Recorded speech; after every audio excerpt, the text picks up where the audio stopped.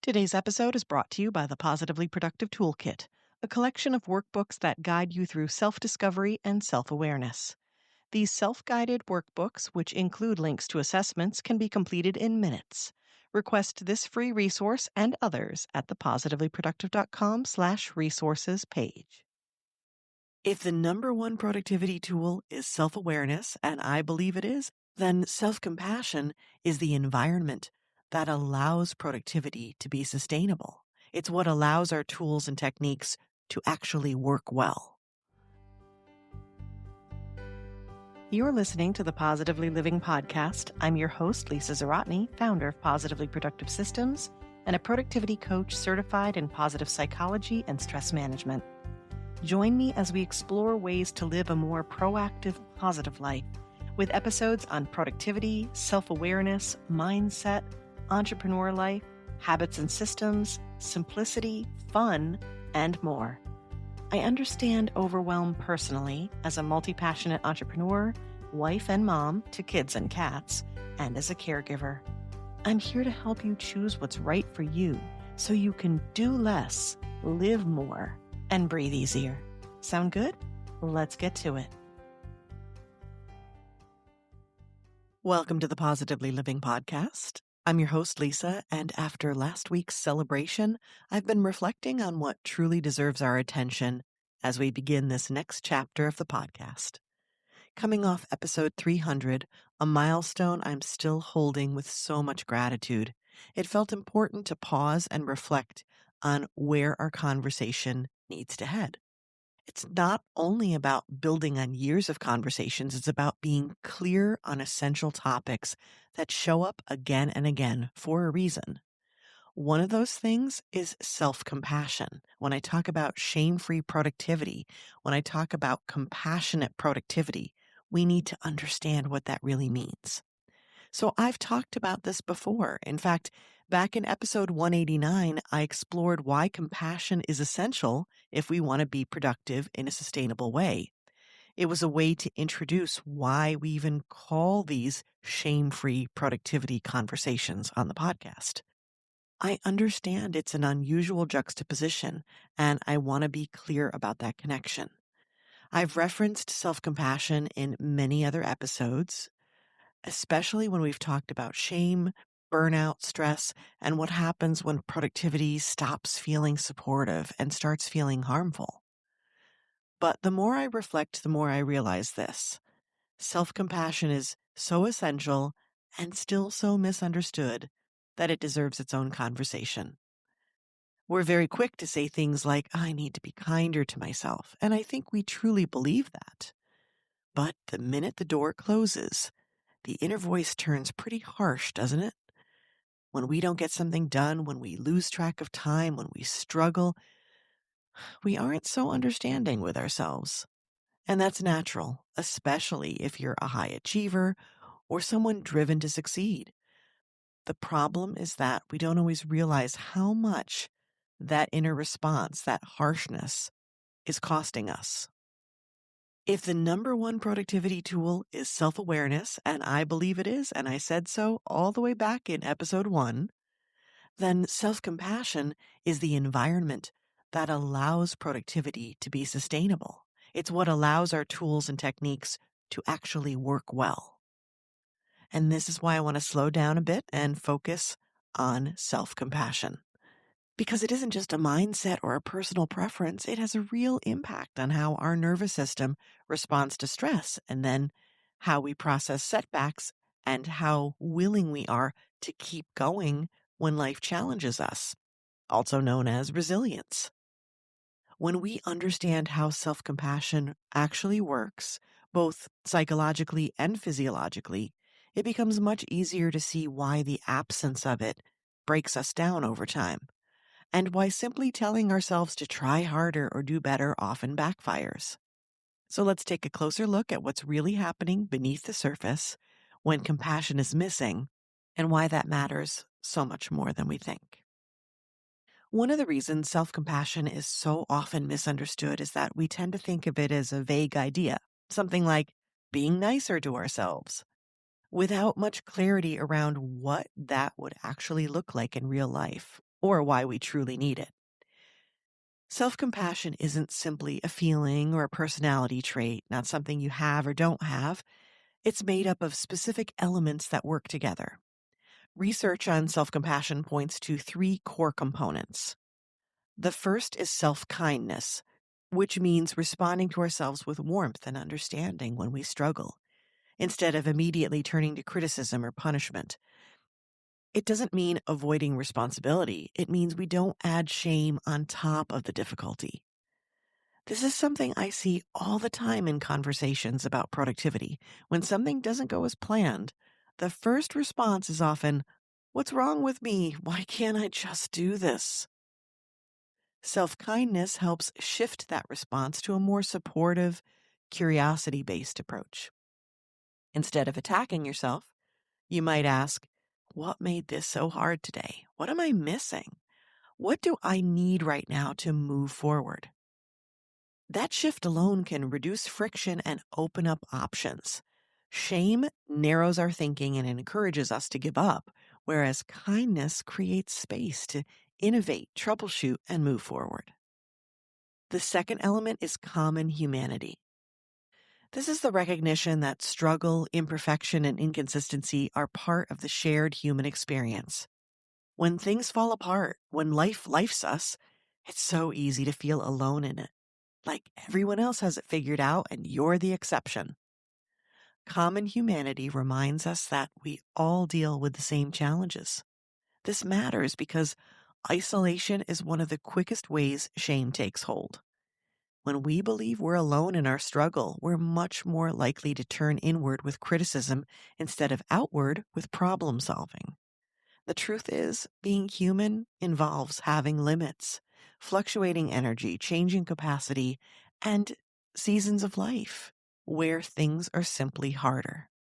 When you understand that, it becomes far easier to allow for what might otherwise be labeled as faults or mistakes. It's being human. The third element is mindfulness, which means being aware of what we're experiencing without judgment. In the context of self-compassion, this means acknowledging what's happening, good or bad, without minimizing it or being consumed by it. Mindfulness helps us stay aware of our feelings and inner dialogue without automatically owning them or treating them as truth. We're able to notice our thoughts, emotions, and reactions without immediately believing them. This is especially important for thoughts connected to frustration, overwhelm, and the sense that you'll never get things right. You know, those stories that your brain shouts loudly at you. And why is it always the negative thoughts that are the loudest? Mindfulness helps us notice what's happening without getting tangled up in blame and shame. This practice is especially important for those of us who are very self-aware, which is a wonderful thing, but not always self-compassionate. So you can see how these elements work together as a system, right? Self-kindness softens the internal response.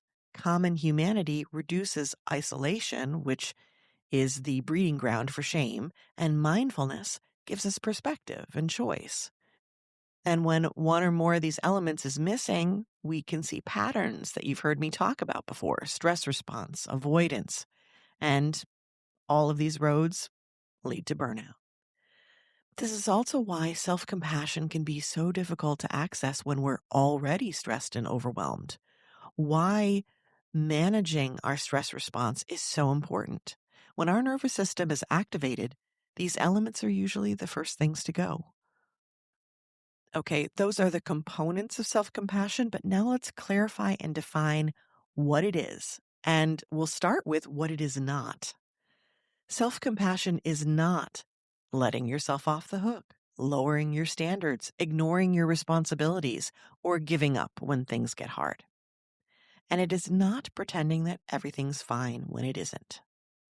But self-compassion is responding to difficulty with support instead of punishment, being honest without being cruel, creating safety so you can actually assess what's going on and do something about it, and making room for curiosity, adjustment, and learning. All of these things that promote a growth mindset and promote possibility. I think it's so important to understand that self-compassion doesn't remove accountability, like that letting you off the hook part. It actually makes it more likely. See, when we feel attacked, especially by ourselves, our system goes into protection mode. We shut down. Shame breeds fear, which makes us more likely to hide our mistakes and avoid responsibility. Support that comes from self-compassion makes honest reflection and repair possible.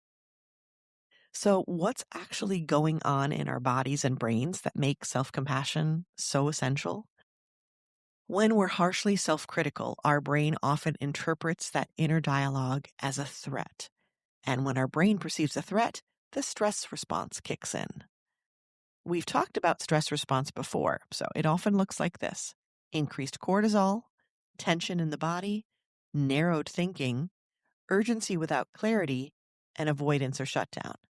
Now, we've talked about the stress response as being potentially good for when you need to focus. That narrowed thinking can be good when you need to focus on one thing. But when this is chronic stress response, all of these things can break you down. When we stay on this pathway too long, our destination is burnout. So it's a fine line. And one of the quickest ways to get on this path, unfortunately, the long-term path of stress, is through shame and self-criticism. That's why we want to be so careful with it. There are plenty of ways for us to get into that positive stress response, to access eustress in order to focus. We don't need to be adding onto it by being self-critical. Self-compassion, on the other hand, has been shown to do something very different. Research shows that it reduces stress hormones, increases emotional regulation, supports resilience, and improves motivation and follow through over time. Because all of those things, having that psychological safety where you can admit mistakes and be curious as to what happened and innovate and improvise and move ahead, all of that is so healthy. Hopefully, self-compassion no longer sounds optional, indulgent, or easy to dismiss. We've looked at how it actually works and why it supports us, so my hope is that you'll begin to see it as necessary. But I also understand the hesitation. If self-compassion hasn't come naturally to you before, it's fair to wonder how you're supposed to welcome it now, given how often our world promotes shame as a way to move forward and to motivate ourselves. How our world rewards self-criticism. We bond over saying, oh no, I'm the worst. I'm the worst. I'm terrible at this. Somehow that becomes a way in which we connect and we show that we're humble. And, the world around us ties worth to accomplishment. So when we don't accomplish something we wanted to, it's easy to feel badly about it. How do we turn that around? It's a fair question, and the answer is an encouraging one. Self-compassion, like many of the most effective tools in positive psychology, is a skill. A skill isn't something you're born with or without. It's something you develop over time. That means you can start. Try it. Be aware of this and take steps forward. It doesn't have to be perfect, and it doesn't have to feel natural right away. As a matter of fact, in this case, it probably won't. That's okay. It's something you practice, especially in the moments when your instinct is to turn against yourself. If you take one thing from this episode, let it be this. Self-compassion isn't about being nice to yourself when things are going well. Please do. That's called celebration. But it's about how you respond when things aren't. How you act as a friend to yourself. When a friend of yours has a rough time and screws up, how do you treat them? Try doing that to yourself. Self-compassion is about what happens in the moment when you mess up, you lose momentum, you realize you're more tired than you expected and you're not going to meet the goal you wanted to. It's about whether your inner response adds pressure or creates support so that you can course correct and keep moving.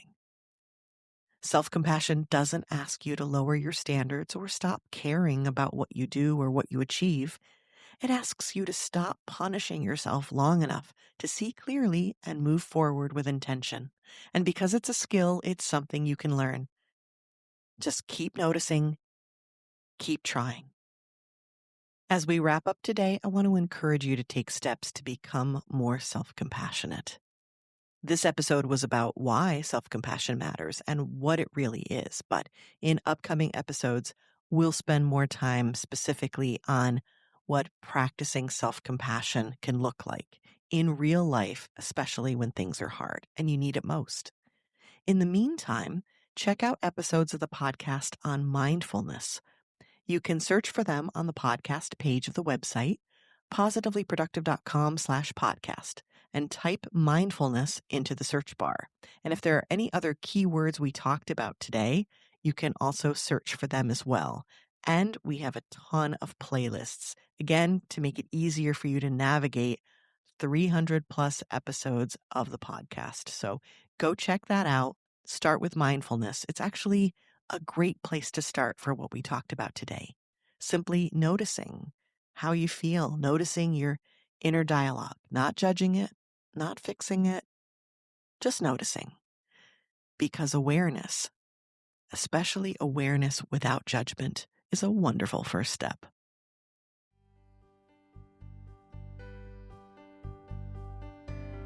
Thank you for joining me today. Your time is precious, and I'm honored you chose to spend it with me. I hope this episode inspired you, and I encourage you to think about one action you can take based on today's topic. Then share it with me so I can cheer you on. Go to positivelyproductive.com to connect with me, read blog posts, and access links from each episode and download resources.